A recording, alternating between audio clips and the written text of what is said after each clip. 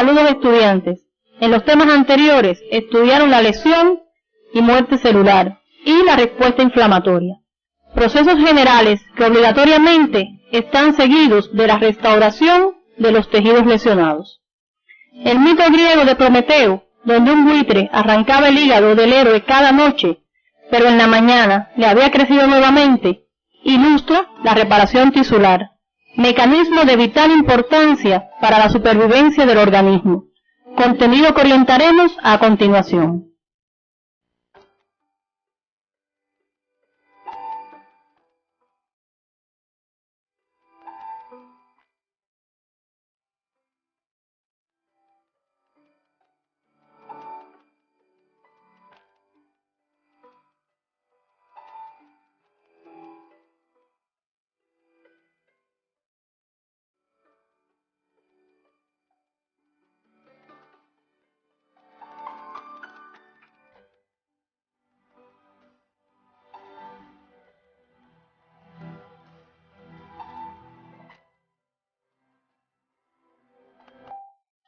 Al terminar la actividad orientadora, ustedes deben ser capaces de mencionar las diferencias entre regeneración y cicatrización, como formas de reparación en relación con la morfología, las consecuencias funcionales y las evidencias diagnósticas.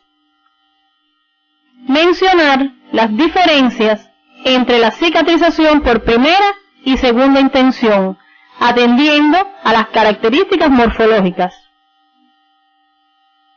Enumerar los factores que pueden modificar el proceso de reparación y sus consecuencias patológicas de importancia médica. La renovación fisiológica es el proceso mediante el cual el organismo sustituye las células que envejecen por otras células jóvenes con iguales propiedades.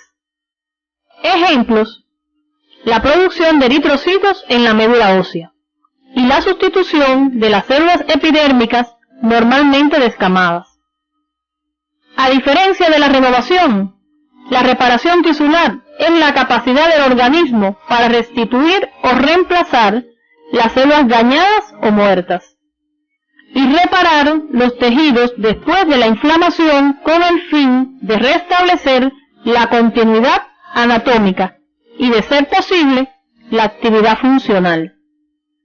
Existen dos formas de reparación: la regeneración, cuando se produce a expensas de las células del parénquima del órgano lesionado, y la cicatrización o curación, cuando se realiza por las células del estroma o tejido conectivo. El tipo de proceso reparativo que se lleva a cabo en un órgano o tejido lesionado depende de la capacidad de regeneración que tengan sus células. Estas se clasifican según su capacidad de regeneración en lábiles,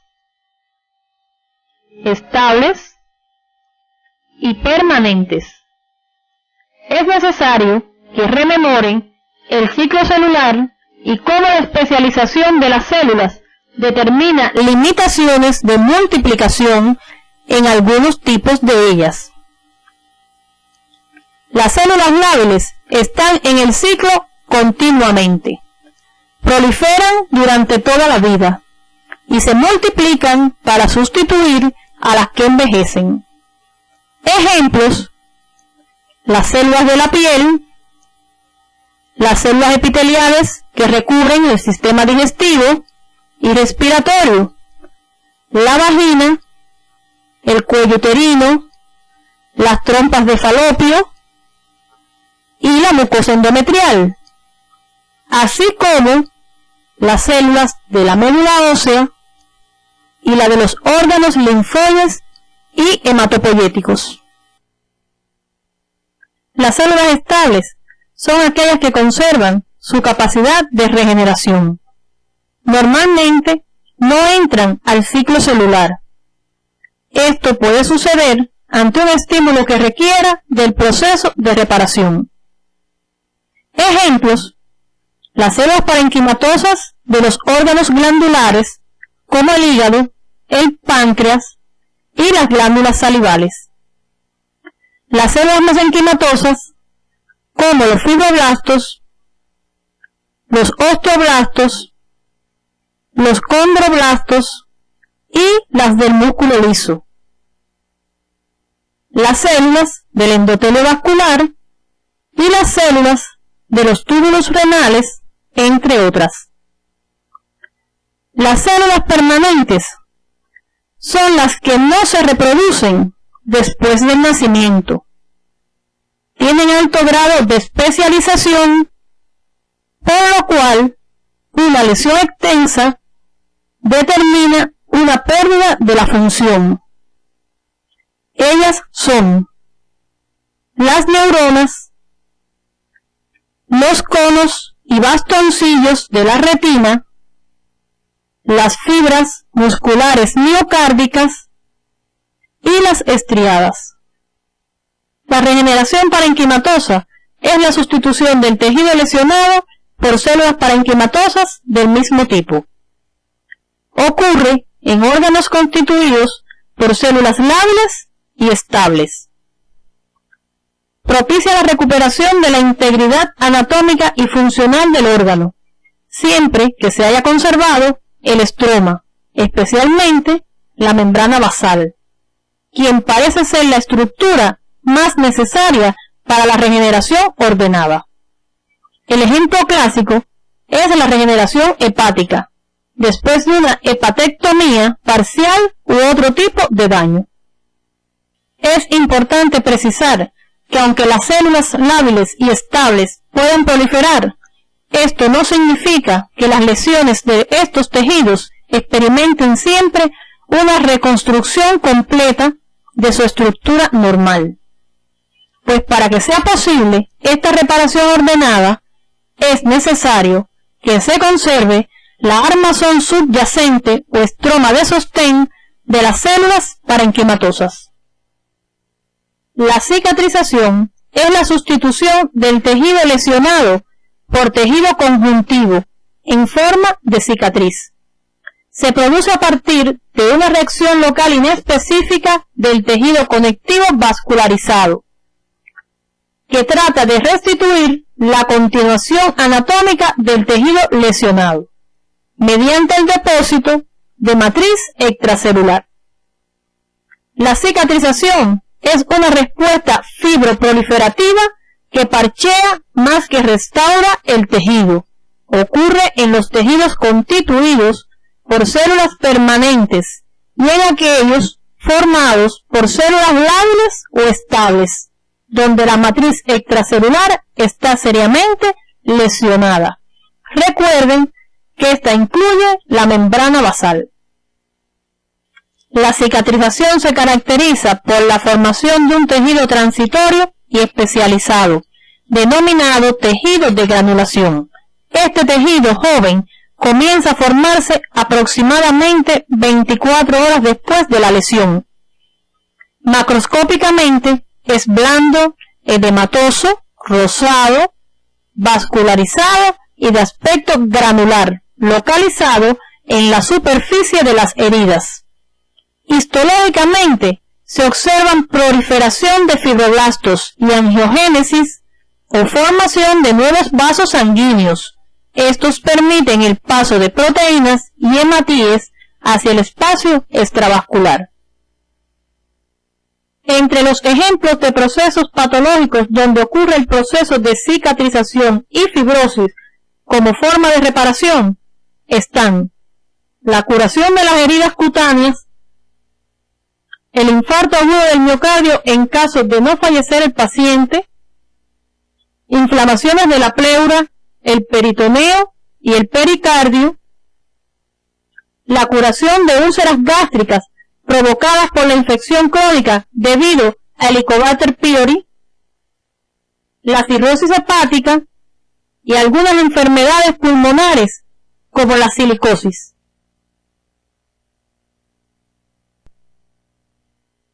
Tomaremos como ejemplo la curación de las heridas de la piel para explicar los principios generales de la reparación que se aplican en la mayoría de los tejidos.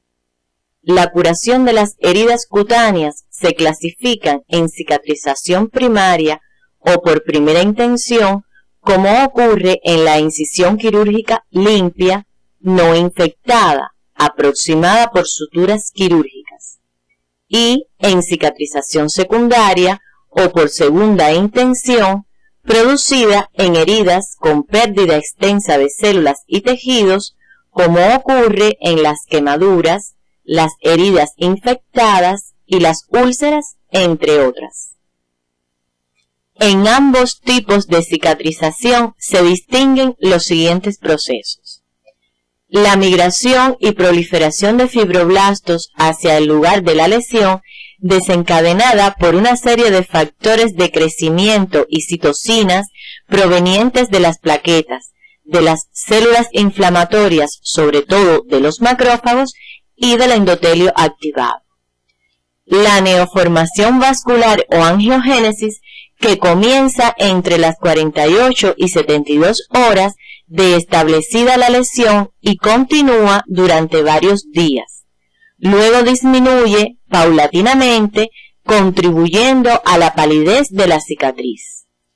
El depósito de matriz extracelular con la formación de la cicatriz acompañada de aumento de la síntesis de colágeno por los fibroblastos y disminución de su degradación.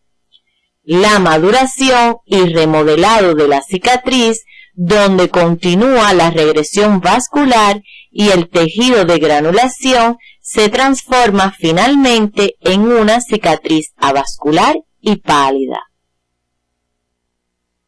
En el esquema se representan los pasos secuenciales en la curación de las heridas por primera y segunda intención.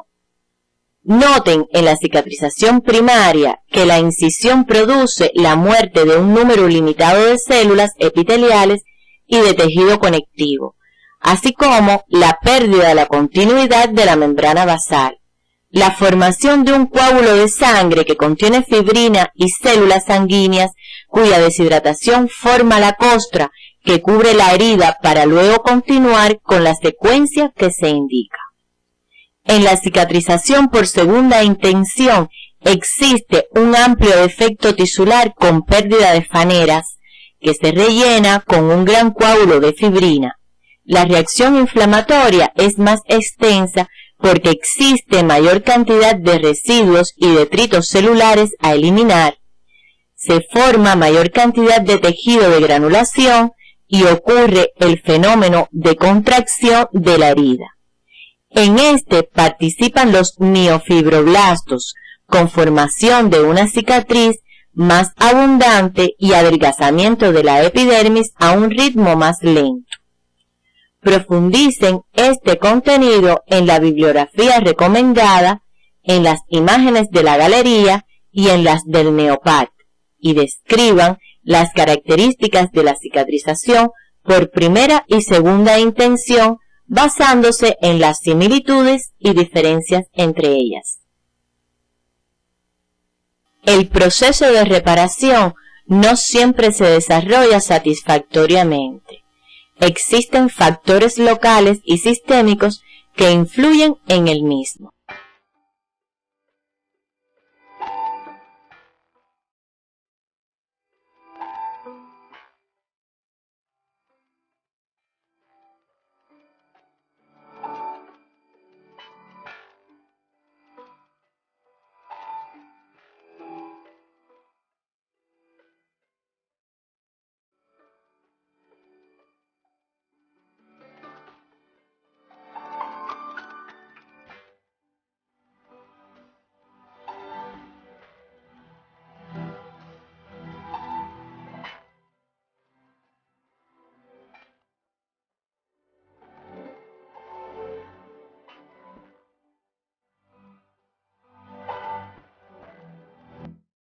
Durante el proceso de curación de las heridas, pueden surgir complicaciones por anomalías en cualquiera de sus componentes. Estas se agrupan en tres categorías generales. La formación deficiente de la cicatriz, que puede ser por inadecuada cantidad y o calidad del tejido de granulación, o la formación defectuosa de la matriz celular. la excesiva cantidad de componentes de la reparación y la formación de contracturas. La formación deficiente de la cicatriz provoca dehiscencia de la herida. En esta influyen las deficiencias metabólicas, la hipoproteinemia, la malnutrición y la caquexia cancerosa. Provoca también formación de hernias de incisión y ulceración en las heridas de los miembros inferiores, en pacientes con varices o ateroesclerosis marcada, en pacientes con neuropatía periférica diabética y en aquellos con afectación de la médula espinal por sífilis terciaria, lepra u otras patologías. Las alteraciones del proceso reparativo producidas por la formación excesiva de sus componentes están en dependencia del elemento en exceso. Si es tejido de granulación, se forma el tejido de granulación exuberante. Si proliferan los fibroblastos y otros elementos del tejido conectivo, da lugar a los tumores desmoides y a la fibromatosis agresiva. Y si es colágeno, provoca cicatrices hipertróficas y queloides. La formación de contracturas es una exageración en el proceso de contracción con deformidades de la herida y en el tejido circundante. Se desarrolla sobre todo en las palmas de las manos, las plantas de los pies y en la zona anterior del tórax, frecuentemente después de las quemaduras. Profundicen en el papel que desempeñan los factores modificantes del proceso reparativo en la aparición de las complicaciones del mismo. El proceso reparativo es importante porque propicia el restablecimiento de las lesiones. Cuando ocurre regeneración parenquimatosa, se mantiene la estructura y función del órgano lesionado. Cuando ocurre cicatrización, se restituye la arquitectura tisular con formación de una cicatriz que puede acompañarse de disfunción permanente. El conocimiento de este proceso permite elaborar un criterio médico de la evolución de una alteración del proceso reparativo y su repercusión funcional. La sustitución del tejido normal por tejido fibroso, como ocurre en los procesos de reparación por cicatrización, se evidencian a través de los exámenes imagenológicos. Entre los utilizados con más frecuencia están los rayos X simple y contrastados y la ecografía. Aprecien en el rayos X de tórax como secuela de una tuberculosis pulmonar la radioopacidad en ambos lóbulos superiores con aspecto de fibrosis.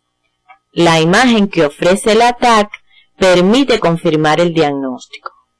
La sustitución del tejido pulmonar normal por fibrótico produce alteraciones funcionales por pérdida del intercambio alveolo capilar. En su práctica docente deben enfatizar en la repercusión funcional y las complicaciones que se producen a consecuencia de la fibrosis. En el día de hoy orientamos el estudio de la reparación. A manera de resumen, les mostramos el esquema que ilustra las dos formas de reparación, la regeneración parenquimatosa y la cicatrización. Recuerden al estudiar el tema que el desarrollo de uno de estos dos mecanismos está en dependencia de la capacidad de regeneración de las células lesionadas y del grado de afectación de la matriz extracelular, por lo que es importante establecer la relación entre las alteraciones estructurales y la repercusión funcional en cada uno de los casos. Utilicen para esto las imágenes del NeoPAT y de la galería. Aplica esta relación al analizar los procesos patológicos en la práctica docente. En la reparación por regeneración, se sustituyen las células lesionadas por células parenquimatosas del mismo tipo. Se restituye la estructura y la función del órgano. En la reparación por cicatrización, se restituye la arquitectura del órgano lesionado con una cicatriz. Puede producir incapacidad funcional. La formación de tejido de granulación por proliferación de vasos sanguíneos y fibroblastos caracteriza a la reparación por cicatrización y fibrosis. La curación de las heridas cutáneas se clasifican en cicatrización por primera intención, como ocurre en la incisión quirúrgica limpia, no infectada, aproximada por suturas quirúrgicas, y en cicatrización secundaria o por segunda intención en heridas con pérdida extensa de tejidos. En la cicatrización por segunda intención, la reacción inflamatoria es más extensa porque existe mayor cantidad de residuos celulares a eliminar. Se forma mayor cantidad de tejido de granulación y ocurre el fenómeno de contracción de la herida. Estas características permiten diferenciarlas de la cicatrización por primera intención. Existen factores locales y generales que modifican el proceso reparativo e influyen en la aparición de sus complicaciones. Las complicaciones del proceso reparativo producen trastornos funcionales y se evidencian a través de los exámenes imagenológicos. Los procesos patológicos de etiología genética generalmente afectan diferentes miembros de una familia. En la próxima actividad orientadora iniciarán el estudio de las causas, la transmisión y las características fundamentales de estas enfermedades.